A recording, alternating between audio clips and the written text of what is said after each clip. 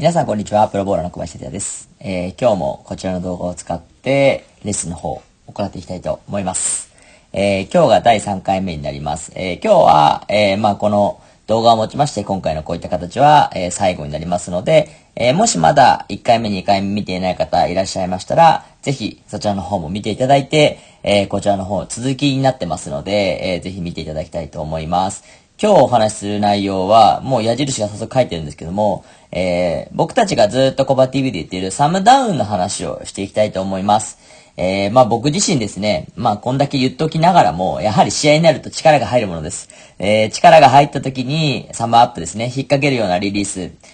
をする時があります。もちろんいろんな場面で、ちょっとロフトをしたりとか、少し手前を活かしたくて、やることは、あるといえども、この動画っていうのは、前回も前々回もこの左と右で、分けてしっかり止まれているかっていう動画を、伝えてるんですけども、やっぱその原因の一つでもある、やっぱりしっかりとこうボールが体が上がってしまったりすることによって引っ掛けてしまう。で、そうするとバランスが崩れるという形で、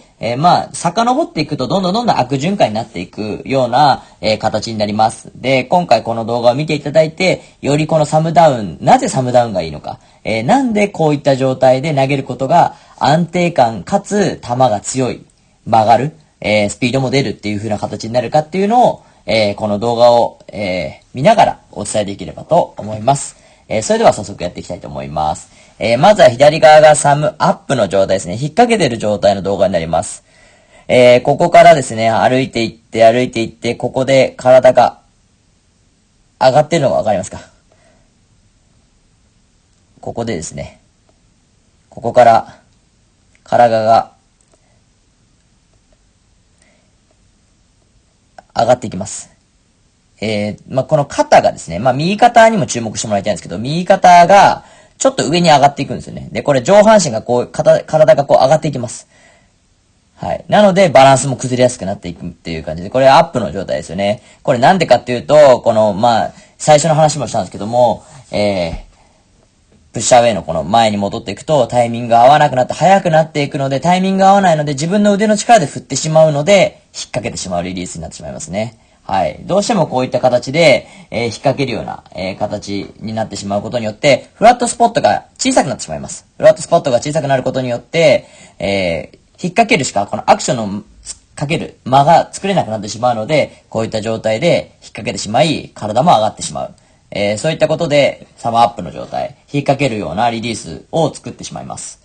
では、右側の方の動画を見ていただきたいんですけど、右側は、ここから、タイミングも合ってる状態で振ってるので、力入ってないですね。そうすると、ここからですね、ボールを下に下ろしてるだけになります。はい。この差が、皆さんもわかるかなと思います。ここで、右の動画は、このままボールが、そのまま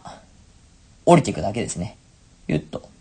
手の向きを見てもらえればわかるかなと思うんですけども、よいしょ。ボールを床に、レーンの床に叩きつけるような形ですね。で、振ってます。片や、こちら右側の画面、左側の画面では、ボールを、ここで一回上げてますね。引っ掛けてますよね。はい。体が上がってると同時に、引っ掛けてしまうことによって、サムダウンができずに力が入ってしまう。こうなると、ボールが、自分が思っているところに通ったとしても、特にこういったウッドのレーンですと、反応がすごく過剰に出やすいので、手前で反応してしまって、この時はタップだったと思うんですけど、その後もですね、この左側のレーンでですね、ランクシーカーさんの動画を見るとわかるんですけど、ビッグフォーも出してるんですよね。同じような状態でした。やっぱり同じようなところラインは通ってるんですけども、引っ掛けてしまうので、どうしてもボールが着地してから起き上がってしまうんですよね。起き上がってしまうことによって、ボールが自分が求めているフッキングポイントよりも手前で反応してしまうので、割れてしまう。厚めに入ってしまうという状態で、ボールも失速してしまうという形になってしまいました。なので、皆様にはずっと僕の方でも言ってます。ヨシミプロと一緒に話をしてますけども、サムダウンで投げる練習、親指を下に向くことっていうのを意識することによって安定して投げれますっていうのが、非常にこの動画分かりやすかったので、今回この動画も使わせていただきました。まあなかなかね、こうやって簡単に言っても難しいと思うんですよね。言うのは簡単です。まあ僕も実際こうやって、試合になった時に力が入るので、非常に皆さんの気持ちもわかりますし、僕自身まだまだだなと思う部分いっぱいあります。で、まあやっぱりこういった中の練習のポイントとか、大事なことっていうのは、まずは、まあ、僕は今この状態というのはまあ問題ないですけど、皆さんにはぜひ一番最初にチェックしてもらいたいのは、親指の大きさですよね。親指が、ブカブカな状態だったり、大きかったりする状態になってしまうことによって、力が入ります。握ってしまうので、引っ掛けるようなリリースになってしまいます。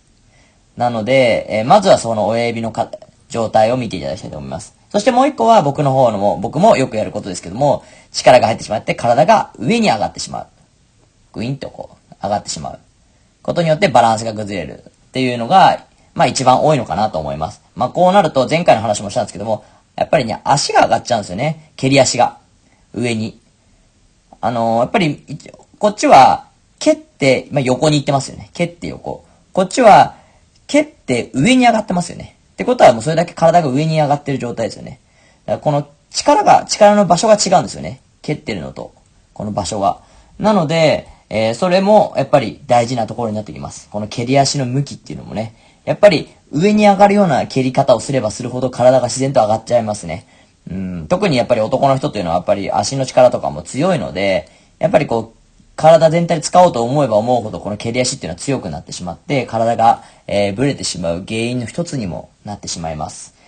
まあ僕自身もこうやってね、動画を見ると、やってしまったな、みたいな。ことも多々あります。なので、皆さんもぜひね、焦らず、まあ自分でもこうやって、やっぱり元は僕も、こう、サムアップの状態、引っ掛けて投げてる、ボーラーだったので、プロになってから、こういった練習をしたりとか、アメリカでトレーニングを受けたりして、投げ方とかも教わりました。なので、まだまだ別に遅いとかそういうのはないと思いますので、ぜひね、地道に、こんだけ僕ももうアメリカのトレーニングセンターに初めて行ってから10年経ちますけども、まだやっぱりこういったちょっとしたタイミングのズレでサムアップのこの癖っていうのは出てきてしまいます。それはやっぱりずっと投げてきたからこそ、やっぱりこの癖っていうのはなかなか治らないんだなっていうのは改めてこういったところで実感します。まあ、特に力が入ってしまう場面だったりすると、やっぱそういった部分を意識してます。であとはやっぱりお腹ですね。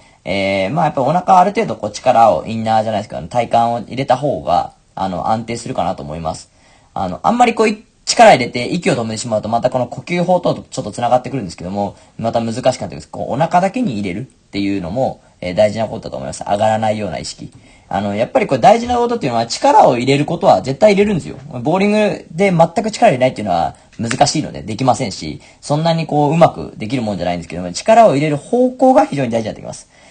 この右側の画面のように力は入ってても、下にね、叩きつけるようなこういうリリースであれば、全くボって問題ありません。ただし、こうやって僕のように左の画面のように力が入った時に上にこうやって上がってしまう。すごくわかりやすいですね。ってなってしまうと、それは引っ掛けてる状態になってしまいますので、この方向ですよね、を意識することによって、再現性っていうのはもっと上がりますので、ぜひ、皆さんもこういった練習、だからサムダウン、こういった練習をしていきましょうっていう、話も、ずっとしてきてます。まあ、ずっとしていながらも僕も同じようなことをやってしまうので、なかなか非常に難しい部分もありますけども、少しずつですね、皆さんと一緒に僕も改善しながら、こういった場面で同じようにもっともっと再現性を高められるようにね、なんとか投げれるように頑張っていきたいと思いますので、ぜひ、今日の動画を皆さんも参考にしていただいて、このサムダウンのね、投げ方、タイミングですよね。まあ結局やっぱりこう全部まあこの動画見えないですけど、タイミングがあって、プッシュアウェイのタイミングが合ってる上で、やっぱこの状態というのはほとんど力が入っていない状態になります。ここまでは。はい。全く抜けてますよね。抜けてる状態から、一瞬だけです。ここで、ポンと、前に。はい。この部分だけですね。本当に一瞬です。肘が開いて、ぐんと手が伸びる。この場面ですね。ここで力が、この辺から力がビュッと入った時に、下に向いていれば問題ありません。なので、親指が下に向けるようにサムダウンっていうのはそういう意味もありますので、親指が下に向くようなリリースっていうのを意識していただくことによって、まあ、縦回転もね、あまりなんですか、縦が強くなることもなくなります。やっぱりこういった状態で親指を向くことによって、ある程度横がつくようになりますので、しっかりとボールも反応しますし、ピンに当たる角度っていうのも求められると思いますので、ぜひ一度皆さんも、こういった練習しながら、タイミングも含めてですね、まずは親指のチェックをしていただいて、やっていただければと思います。ということで、3回にわたりまして、この動画を使って、レッスンの方をさせていただきました。また、次回以降は、またよしみプロと一緒に撮ったり、いろいろとやっていきたいと思いますので、引き続き、動画の方、よろしくお願いいたします。ということで、皆様ご視聴いただきありがとうございました。また会いましょう。バイバイ。いつもご視聴いただきありがとうございます。ありがとうございます。コバ TV では、メンバーシップというものを始めました。月額990円コースと2990円コース、この2つを用意いたしました。詳しくは概要欄に貼っておきますので、皆様興味ある方はぜひ見ていただきたいと思います。それでは皆様よろしくお願いいたします。